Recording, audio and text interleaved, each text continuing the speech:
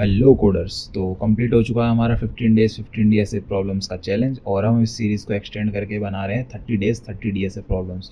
और आज है हमारा 16th डे। हमें सॉल्व करना है थ्री सम क्लोजेस्ट। प्रॉब्लम स्टेटमेंट एक बार पढ़ लेते हैं।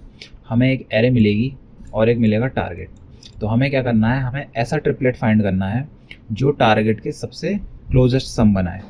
फॉर एग्जाम्पल हमारे पास नम्स में है -1 2 1 एंड -4 और हमें टारगेट मिल रहा है 1। अगर ऐसी कोई ट्रिपलेट है जो सम करके बनाएगी हमारी टारगेट तो बहुत ही बढ़िया, हम वही सम जो है रिटर्न कर देंगे। लेकिन अगर ऐसा कोई ट्रिपलेट नहीं है जो टारगेट के बराबर आए तो हम ये देखेंगे कि टारगेट से सबसे क्लोज क्या सम आ सकता है। फॉर एग्जाम्पल इसमें हमारे पास क्या बन रहा है -1 2 एंड 1। अगर इसको हम सम करें तो हमें क्या मिलेगा 2। तो 2 टारगेट से हमारा सिर्फ एक का डिफरेंस है। और यहीं अगर हमारे पास 0 बनता, किसी ट्रिपलेट का सम अगर हमारा 0 बनता तो उसकी भी प्रायोरिटी सेम होती जितनी 2 की है। तो हम उस केस में 0 भी रिटर्न कर सकते हैं, 2 भी रिटर्न कर सकते हैं। लेकिन अगर -1 या 3 हमारा सम आता है ट्रिपलेट का तो वो क्या होता, उसके और टारगेट में 2 यूनिट का डिफरेंस होता। तो हमें लेकिन रिटर्न करना है सबसे क्लोजेस्ट डिफरेंस। तो एक बार बोर्ड में समझा देता हूँ हमारी अप्रोच कैसी रहेगी। हमें नम्स एरे मिली है -1 2 1 एंड -4 और हमें टारगेट मिला है जैसा हमें क्वेश्चन में दिया था। अब हम इस एरे को अपना सॉर्ट कर लेंगे जैसे हमने अपने लास्ट प्रॉब्लम में भी किया था। सॉर्ट करने से ये फ़ायदा हो जाएगा, हमें अपने जे एंड के पॉइंटर कौन सा मूव करना है ये डिसाइड करने में आसानी होगी। तो हम अपना एज ऑलवेज अपना आई पॉइंटर रखेंगे फर्स्ट इंडेक्स पर, देन उसके आगे जे एंड लास्ट में के। तो हमें क्या करना है, हमें पूरी एरे पर एक बार आइट्रेशन करना है और ये देखना है कि हर बार ट्रिपलेट का जे एंड के को आगे पीछे बढ़ाते हुए ट्रिपलेट का सम क्या आ रहा है। फॉर एग्जांपल इस वाले केस में हमारे पास अभी क्या आ रहा है, -4 -1 एंड 2। तो इनका सम कितना होगा, -4 एंड -1 -5 एंड +2 हमारा हो जाएगा -3। तो अभी हम अपने आंसर में स्टोर कर देंगे -3। हमारे पास -3 आ गया।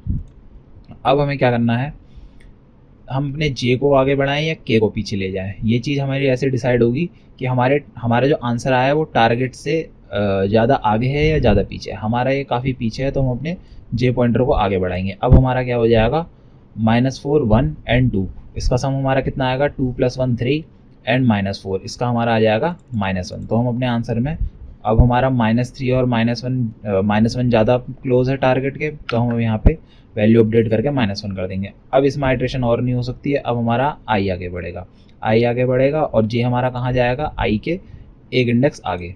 तो अब इस वाली केस में हमारे पास क्या बनेगा, -1 1 एंड 2। इनका सम कितना आएगा, हमारे पास 2 आएगा। अब अगर 2 और -1 में देखा जाए कौन सा हमारे टारगेट के ज़्यादा क्लोज है। अगर -1 देखें तो हमारे टारगेट से 2 डिजिट का डिफरेंस है, -1 के बाद 0 एंड देन 1। लेकिन 2 हमारा जो अभी करंट सम आ रहा है वो हमारे टारगेट से कितना डिफरेंस है, सिर्फ 1 का डिफरेंस है। तो हम यहाँ पे अपडेट कर देंगे अपने आंसर को। अब हमारे पास और कोई तरीका तो है नहीं आइट्रेशन करने का। अब हमारा आई अगर आगे जाता है तो जे कोलैप्स कर जाएगा के से, और ऐसा हमें करना नहीं है क्योंकि हमें डिस्टिंक्ट इंडिसेस का ही ट्रिपलेट बनाना है। तो हम इस केस में हमारा आंसर क्या रिटर्न हो जाएगा, 2 हो जाएगा। अब इसका कोडिंग पार्ट देख लेते हैं। सो एज ऑलवेज हम अपना आंसर वेरिएबल इनिशिएट कर लेते हैं। अब जैसे कि इसमें हमें ट्रिपलेट बनाना है तो हमें पता है कि इसमें एटलीस्ट 3 नंबर्स तो होंगे ही। तो हम जो स्टार्टिंग के नंबर्स होंगे उनका सम जो है आंसर में अपना ऐड कर लेते हैं। एंड नम्स एट लेंथ 2, ये हो गया। अब दूसरा स्टेप हमारा क्या है, हमें अपनी एरे को सॉर्ट करना है। सॉर्ट करने का क्या तरीका है, जो सॉर्ट फंक्शन हमें मिलता है जावास्क्रिप्ट में पहले से, उसको हम यूज़ करेंगे। अब जैसा कि मैंने बताया अपना आई पॉइंटर सबसे बेसिक उसको लेना है और पूरी एरे में एक बार आइट्रेट कर देना है। नम्स डॉट लेंथ कब तक, -2 तक। -2 हम यहाँ पे क्यों ले रहे हैं, क्योंकि हमारा एक एलिमेंट का इंडेक्स तो जे खा जाएगा, एक एलिमेंट का इंडेक्स हमारा के खा जाएगा। आपस में कोलैप्स इन्हें करना नहीं है तो हम पहले से ही अपना आई इंडेक्स को -2 लेंथ तक ही आइट्रेट करेंगे। अब इसके बाद हमें क्या करना है, अपना जे इनिशिएट कर देंगे। जे हमारा क्या हो जाएगा, हमेशा आई से एक आगे, एंड के हमारा हो जाएगा हमेशा नम्स डॉट लेंथ जो होगी उसके लास्ट इंडेक्स पर, है ना। तो वाइल लूप हमारा चलेगा जब तक हमारा जे के से स्मॉलर है। तो हम यहाँ पे पहले एक टोटल वेरिएबल बना लेते हैं। टोटल वेरिएबल में हम अपने जो करंट आई जे एंड के सम हैं उनको स्टोर कर लेंगे। अब दूसरी चीज़, इसमें हम ले लेते हैं अभी हमारा करंट डिफरेंस कितना आ रहा है। करंट डिफरेंस कितना आ रहा है मतलब हमारा जो अभी टोटल सम बना है उसमें और टारगेट में कितने का डिफरेंस है। अब ये डिफरेंस जो है हमारा नेगेटिव में भी आ सकता है, लेकिन हम इसको एब्सोल्यूट वैल्यू में चेंज करेंगे जिससे कि हमें कंपैरिजन करने में ईज होगा। एक हमारा प्रीवियस डिफरेंस आ जाएगा। प्रीवियस डिफरेंस हमारा क्या होगा, उसको भी हम एब्सोल्यूट वैल्यू में लेंगे। जो हमारा अभी करंट आंसर चल रहा होगा मतलब लास्ट टाइम हमने जो स्टोर करा होगा उसमें और हमारे टारगेट में कितने का डिफरेंस है। ये तीन चीज़ें हमने देख ली। अब अगर हमारा करंट वाला डिफरेंस, अगर हमारा करंट डिफरेंस लेस देन होता है प्रीवियस डिफरेंस से, सो हमें अपने ऑब्वियसली आंसर को अपडेट कर देना है। आंसर में हम अपना टोटल स्टोर कर देंगे। इसके अलावा जो करंट सम है वो हमारा इक्वल्स टू हो जाता है टारगेट के, तो हमें इसके बाद तो और कुछ रिटर्न करने की ज़रूरत नहीं है, हम यहीं से अपना टोटल रिटर्न कर देंगे।